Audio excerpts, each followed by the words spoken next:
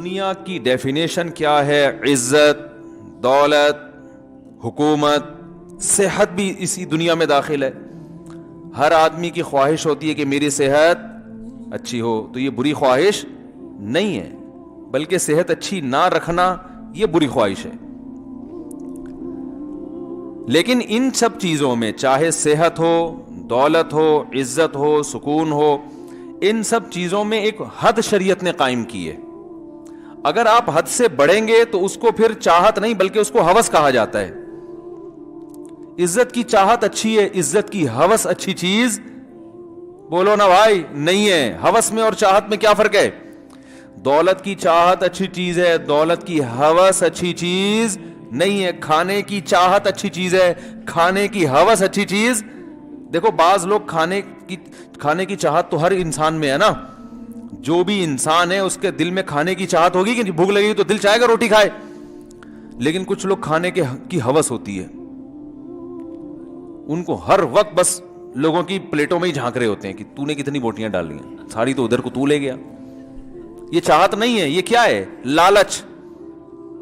ٹھوسے جا رہا ہے جیسے زندگی میں آخری دفعہ ملا ہے، کبھی دوبارہ ملے گا ہی نہیں. اتنا پلیٹ میں بھر لیا ہے کہ پتہ ہے کہ نہیں کھا سکتا، لیکن اس ہوس میں کہیں ختم نہ ہو جائے. یہی ہوتا ہے نا.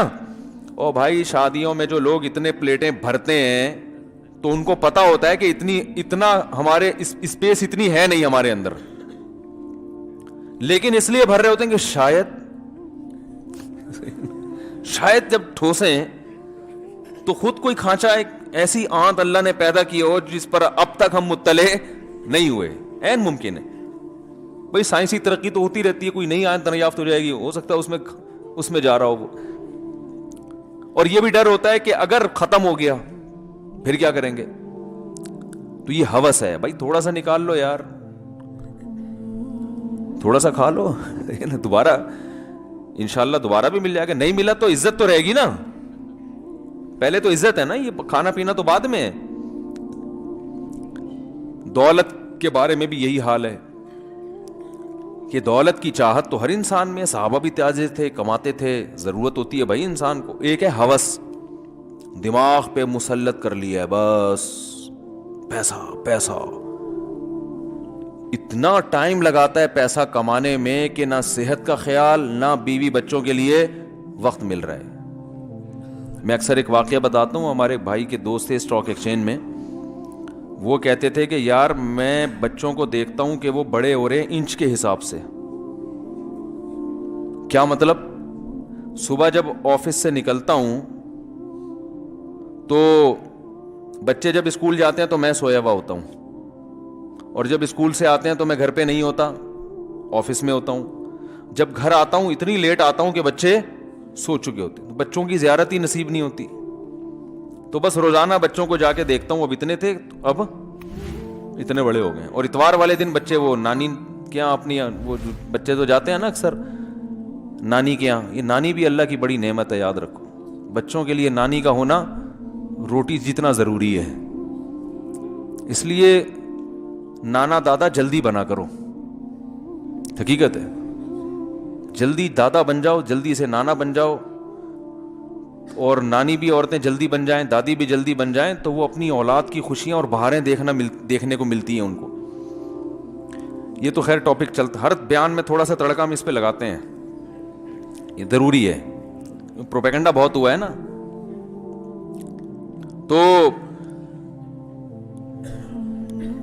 یہ بھی ہوس ہے کہ آپ نے کمانے میں اتنا ٹائم لگا دیا، ایک عذاب بنا لیا. یار میں پیسہ کیوں نہیں آ رہا، یار یہ پیسہ کہاں سے آئے گا یار. او بھائی جان کیا بھائی، سب کو ضرورت ہے پیسے کی، تو کم مل جائے ٹھیک ہے، نہیں ملے تو 2 وقت کی روٹی جتنا مل جائے. یہ بہرحال دیکھو، ایک تمیز والے آدمی کو اگر کھانا مل جائے، بھوک لگ رہی ہے، بس اتنا ہو کہ بالکل ہی بدمزہ نہ ہو کہ حلق میں اتر ہی نہ رہا ہو، تو گزارے لائق بھی مل جائے کہ بھائی اتنا ہو کہ چلو دال بھی ہے تو تھوڑا سا ٹماٹر کا تڑکا شڑکا لگوا لیتے ہیں، ٹھیک ہے نا.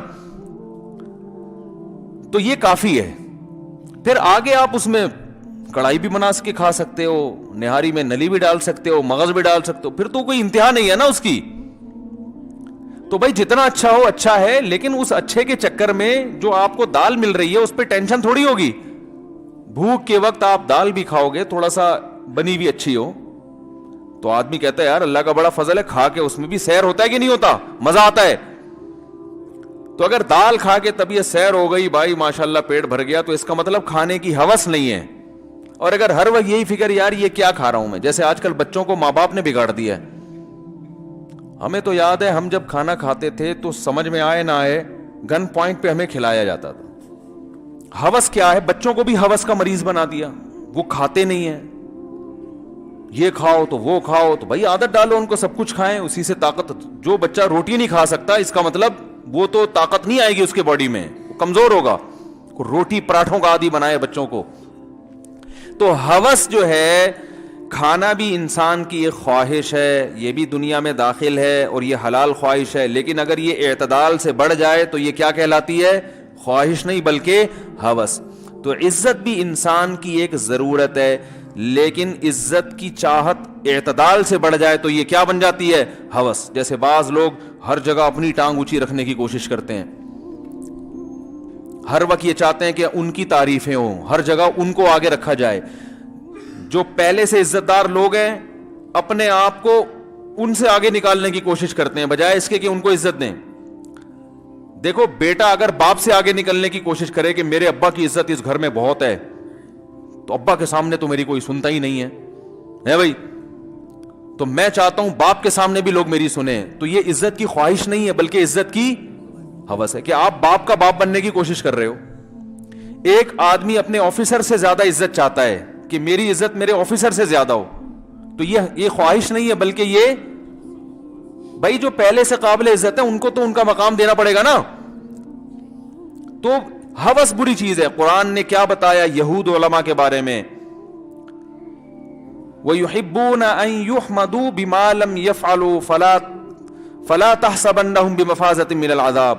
فرمایا ان یہودیوں کے علماء چاہتے ہیں کہ ان کی عزت ان کاموں پہ ہو جو کام انہوں نے کیے ہی نہیں ہیں. یہ بھی ایک برائی ہے, انسان میں وہ کوالٹی ہوتی نہیں ہے, لیکن چاہتا ہے کہ لوگ سمجھیں کہ مجھ میں یہ کوالٹی ہے اور اس بیس پہ لوگ میری عزت کریں. تو قرآن کے الفاظ ہے فَلَا تَحْسَبَنَّهُم بِمَفَازَةٍ مِّنَ الْعَذَابِ, ایسے لوگ عذاب سے بچ جائیں گے اس کا تصور بھی مت کرو. آپ میں کوئی کوالٹی ہے نہیں لیکن آپ چاہتے ہو کہ لوگ یہ سمجھیں کہ مجھ میں یہ خاصیت ہے, میں اتنا اچھا ہوں اور یہ پھر میری عزت کریں. تو عزت کروانا یا عزت کی خواہش رکھنا اچھی بات ہے, لیکن جب یہ سوچ ہوگی تو یہ لمٹ سے تجاوز ہے, یا آپ نے اپنی لمٹ حدود کو کیا کر دیا ہے, کراس. تو یہ ہوس کہلائے گی, یہ عزت کا بھوکا کہلائے گا.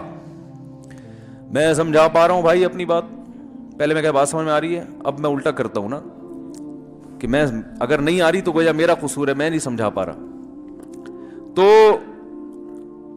یہ تمام چیزیں حد میں ہوں تو اللہ کی طرف سے نعمت ہیں. تو اس کے بارے میں نبی نے فرمائی یہ دنیا ہے, اس کو کیا کہتے ہیں, دنیا.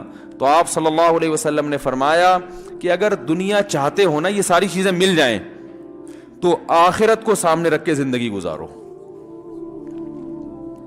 یعنی اصل فکر کیا بنا لو, آخرت, اور یہ ساری چیزیں پھر آخرت کے تابع ہو جائیں گی. تو آپ صلی اللہ علیہ وسلم نے فرمایا من کانت الآخرۃ ہمہ, جس نے اپنی اصل فکر آخرت کو بنا لیا, آخرت کہ پہلے جنت باقی سب چیزیں بعد میں, پہلے اللہ باقی سب چیزیں بعد میں, تو یہ ساری چیزیں خود بخود ایک لمٹ میں آ جائیں گی نا. او بھائی جب آپ کے ذہن میں اللہ کی رضا ہوگی نہیں تو پھر جھوٹ بول کے بھی اپنی عزت کرواؤ گے, ٹھوسو گے بھی طبیعت سے, روزہ تو گیا, روزہ کون رکھے گا, پھر تو کھائے گا نا زیادہ. کہ جب مقصد ہی دنیا ہے تو بھائی جتنے مزے اڑا لو اچھا ہے, پھر تو کھاتا ہی رہے گا, کھاتا ہی. جیسے لوگ کھائے جا رہے ہیں کہ یار دنیا میں جب رہنا ہی لائف کو انجوائے کرنے کے لیے تو کم کیوں کھائیں.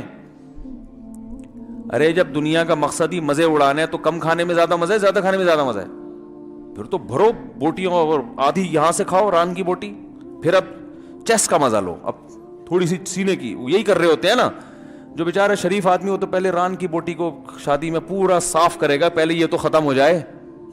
دوسرا کہے گا ایک چک یہاں سے لے لی تو اب تھوڑا سا مزہ وہاں سے بھی, وہ تکے بھی ٹرائی کر کے دیکھو, ملائی بوٹی تو رہ ہی گئی. تو وہ